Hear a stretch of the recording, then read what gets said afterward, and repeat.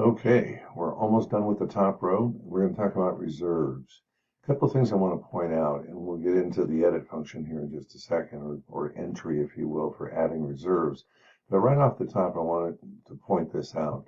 For a Fannie Mae, Freddie Mac loan, some jumbo loans, stocks and bonds, they're only going to count 70% of the value.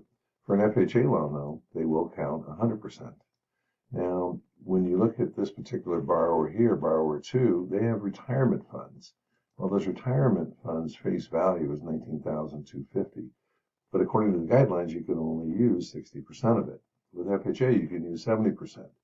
LANIS Tier 1 is going to do all those calculations for you. So put your calculator away. You don't need it. The other thing is it's going to measure the reserves for each and every loan that you're done. In this situation, we've got 5 loans. Now, in a previous training, we had additional properties, okay? And those additional properties were investment properties. Well, the guidelines are right down here, okay? For primary residence, you're buying, you don't need reserves. Non-owner, 6 months worth of PITI. We only have a few properties here, 2%, 2% for 1 to 4 finance properties. If there were 5 or 6, you'd have to have 4%. So in this particular situation, again, only 2%, but it does all the calculations for you. Here's your total cost to purchase the home, reserves available, the reserve requirement, and how much in the way of reserves you have left. Now in this particular situation, we also were selling a property. Over here, we have this really cool calculator.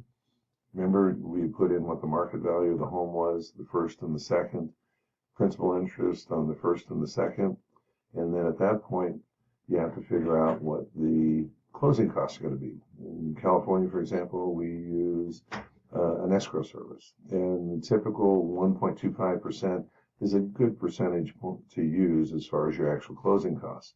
And in this situation, 5% or 6% realtor commissions, and again, it's going to net it out for you.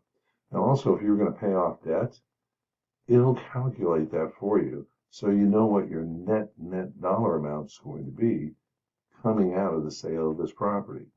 Very key, very important to understand, because again, if you have a negative number down here, don't even bother submitting the loan, because you don't have enough reserves, and that loan will never go through. Now, could they use gift funds? The answer is yes. So talk with your borrowers. Get a good clear number of what those reserves are, and at that point you've got a rock solid loan. Thanks again.